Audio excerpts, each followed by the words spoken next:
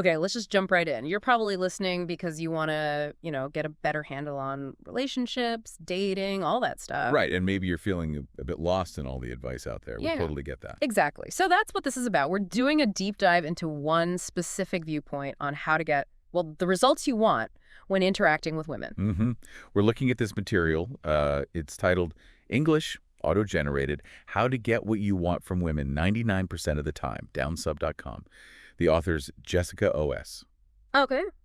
And it really lays out a system, like a step-by-step guide that promises to basically change how you interact. No more, as the author puts it, begging or chasing or just settling. A whole system, huh? That's quite the promise. So this source, it breaks things down. We're going to unpack first this big mindset shift, moving from asking to expecting. Expecting, yeah, that's the core idea. Then there's this secret language concept, supposedly taps right into emotions. Uh-huh. Very interesting stuff there. We'll also get into the strategies for making women want to give you what you're after without you actually having to ask for it directly. Yeah. Inspiring desire, not demanding it. And finally, what the source calls the absolute biggest mistake. Guys make something that apparently kills their power in the interaction sound good. Let's do it. It's all about understanding the logic behind this specific way of thinking. Okay, so first up, that mindset shift from asking to expecting. Right. The central argument here is pretty stark. Women, according to the source, respond better to expectation than to requests. And get specific about why, like asking, can I take you out, or, want to hang out sometime. The source says that gives away your power. Exactly. It frames it as positioning her as the prize, like you need her approval. Well, right. You're basically asking for validation before you even start. That's the idea. And the source suggests that when she senses that kind of imbalance where she's holding all the cards, it can actually, lower her interest. Mm. It even mentions those vague things like, hey, we should do something, and you get back that, yeah, maybe, let me see. The source is pretty blunt about that being basically a soft no. Okay, direct. So what's the alternative then? How do you reframe it according to this approach? It's about projecting certainty, Certainty and expectation. Instead of questions, use statements. Can you give us those examples again, the contrast? Sure. So instead of asking, the source suggests saying things like, I'm hitting up this new spot this Friday, come with me. Or, I'm free Thursday, let's grab a drink. Ah, okay. I see the difference. It's subtle wording, but the feeling behind it is completely different, isn't it? Totally. You're not asking for permission. You're stating your plan and inviting her along, assuming she'd want to come. And the logic is, this shows leadership, decisiveness. Qualities the source claims are attractive. That's the rationale presented, yes. Yeah. You're taking the lead, showing you have your own thing going on, and you're confident enough to include her. Okay. And how might she react to that kind of approach? Well, the source lays out a few possibilities. She might respect the directness and say yes. Or she might say, Friday doesn't work, but how about Saturday? Suggesting an alternative. Huh? Or she could just decline. But here's the interesting part. If she declines flat out, with no alternative suggestion. Then what? The source frames that positively. It means her interest wasn't really high anyway, and it saves you time and, guesswork. Efficient, I guess. Cuts through the maybe zone. But hang on, there was a really important catch, wasn't there, about how you deliver this? Oh, absolutely crucial. Yeah. It cannot come across as needy at all. Right. Neediness kills the whole vibe. Totally. And the source mentions this very strict one-strike rule for unanswered texts. Like you send your invite. And if she doesn't reply? You don't double text, you don't chase, you just move on. This whole expectation thing has to come from genuine confidence, not desperation. That's key. It's not just saying the words, it's actually feeling that confidence. Okay, so that's the mindset shift. Let's move to the second idea. This secret language.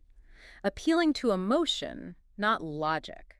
Yeah, this part argues that men often mess up by trying to, logically convince a woman they're a good choice. Listing their job, common interests, stuff like that. Like presenting a resume? Kind of, yeah. But the source says attraction doesn't really work like that. It claims women choose based on how they feel, not based on a logical checklist. Okay. And it uses that example, right? The woman who might pass over the stable, good on paper guy. For someone maybe more toxic or unpredictable, but who creates stronger emotions. Yeah, it's a provocative point. Definitely makes you think. The idea isn't that women want bad experiences, but that the emotional pull can be stronger sometimes. So how do you use this secret language to create good emotions without being, toxic? Well, the advice centers on creating intrigue, sparking emotion. One technique mentioned is being playfully challenging. Playfully challenging. How does that work? The idea is, instead of constant compliments and agreement, which can be maybe a bit boring, Yeah. you introduce a little lighthearted challenge or teasing. It makes the interaction more dynamic, more memorable. Okay, playful is the key word there, not actually being difficult. Exactly. And linked to this is using intriguing statements instead of, as the source calls them, boring questions. Ah, right. Give us those examples again. They were quite different. Sure. So instead of asking, like, what do? You might say something like, you seem like the kind of woman who secretly has a wild side that nobody knows about. Okay, that's definitely not standard. Or, I bet you were the troublemaker in high school, don't even try to deny it. Or even, I can already tell you're either an amazing cook or a complete disaster in the kitchen, no in between. Okay, I can see how those would get a reaction. They're designed to provoke a response, right? Make her engage, maybe defend herself playfully. Precisely. It flips the script. You're leading the conversation in a more interesting, less predictable direction. It's not an interview. And it positions you as someone observant, maybe a bit cheeky, not just trying to extract information. Yeah. And another part of this emotional language is maintaining a bit of mystery. Don't overshare everything right away, Keep them guessing a little. basically. Yeah. The idea is once someone feels they've completely figured you out, some of that initial excitement or intrigue can fade. A little mystery keeps the emotional investment going. Makes sense. Leave something to be discovered. Okay, so we've got the mindset shift, the secret language. Now, the third bit, making her want to give you what you want without asking directly. This sounds subtle. It is. It's about shifting from taking or asking to inspiring. The core idea here is that people generally value things more if they feel they had to work for them or if it feels like their idea. Right. The source contrasts the guy who's always available, always complimenting. Or the guy who makes her feel like she needs to earn his attention a bit more. Mm. And the claim is the second guy often has more influence. Okay, so how do you create that dynamic? Yeah. The source mentioned 3 psychological triggers. Let's start with the first one, the reward system. Yeah, the reward system, it's basically about positive reinforcement. Only reward the behaviors you actually want to see more of. Meaning? Meaning, if she puts in effort, shows interest, gives you her attention, you match that energy. You reward it with your attention and energy. Okay. And the flip side? If she pulls back or gives minimal effort, say, one-word answers, takes ages to reply, Yeah. you don't reward that by, like, desperately double texting or trying harder. You mirror it. You mirror it. You pull back your energy too. The source suggests that if she's actually interested, she'll notice the shift and step up again, partly out of a fear of losing that connection. It sounds a bit like training, almost, like reinforcing good behavior. You could see it that way. It's Yeah. about conditioning the interaction dynamic. The second trigger is the power of implied scarcity. Making your attention seem valuable, not just always on tap. Exactly. If you're always instantly available, always saying yes, the perception can be that your time isn't that valuable. So the advice is? Take a little longer to reply sometimes. Don't always be free the second she suggests something. Make her occasionally adjust to your schedule. It implies your time is limited and in demand. Right. So when she does get your attention, it feels more like a privilege, maybe. That's the intended effect, yeah. And the idea is when she feels she has to earn it a bit, she might even start proactively offering things like suggesting plans herself to keep your interest. Interesting. Okay, and the third technique, the make it about her technique, subconscious persuasion. This one sounds potentially tricky. It's about phrasing things cleverly.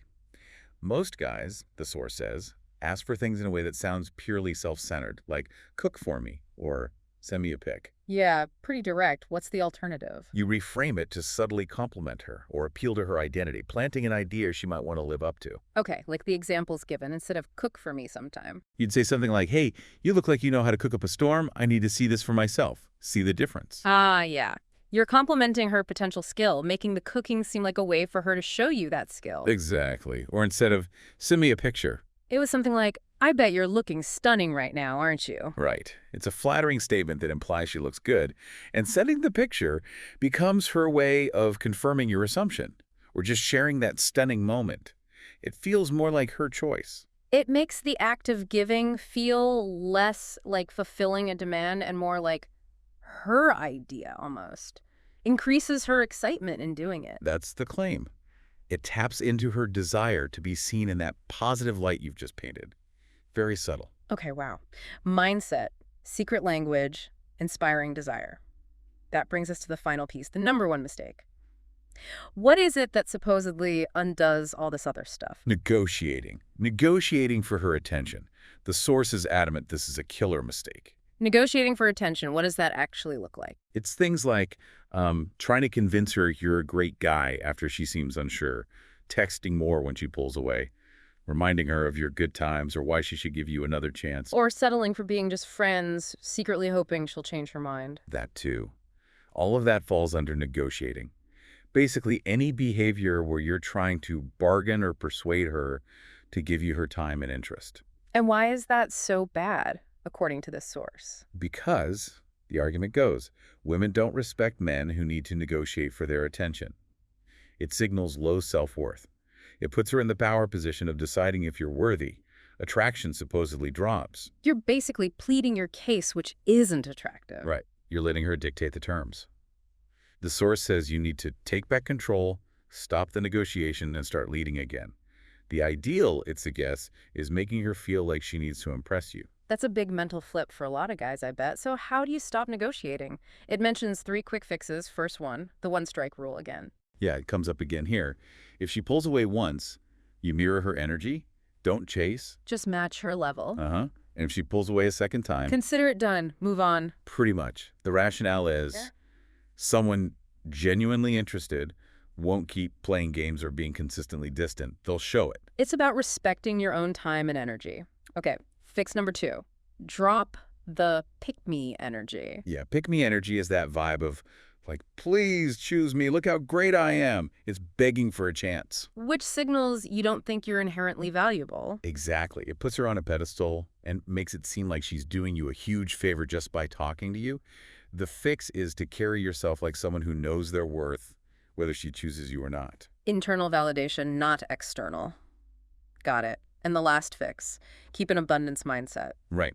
And the source apparently has more on this elsewhere, but the gist is, believe there are plenty of opportunities out there. Your happiness doesn't depend on this one person. So you don't get desperate or needy if one interaction doesn't pan out. Precisely. That desperation fuels the negotiation habit. Abundance mindset lets you walk away confidently if needed. Okay, so quite a journey through this specific system. We've covered the mindset, the language, inspiring desire, and avoiding that negotiation trap. Yeah, we really unpacked the core ideas. Expecting over asking, emotion over logic, inspiring not demanding, and crucially, knowing your value so you don't have to negotiate for attention. And, it's worth saying, again, this is one perspective from one source. It might click with you, parts might not. It might be totally different from your own experiences. Absolutely. These are ideas to think about, to consider critically, see if they resonate or offer any insights for your own life. There are many ways to connect with people. Definitely. Food for thought. Which brings us to maybe a final question to leave people with. Considering this whole perspective on leading and not negotiating, what might actually change in how you approach your next interaction, your next connection? Yeah, that's something to really mull over. How would putting even one of these ideas into practice actually feel